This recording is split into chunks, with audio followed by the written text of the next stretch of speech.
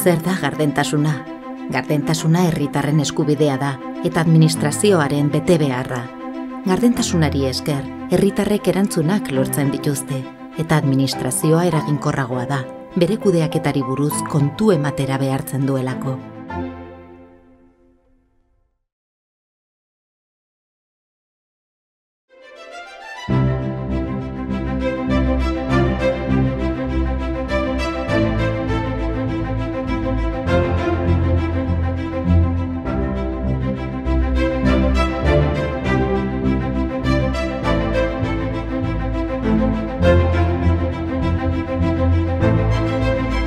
Bada zure zalantzak azaltzeko leku bat, eta hobetzen lagunduko diguzu horrela.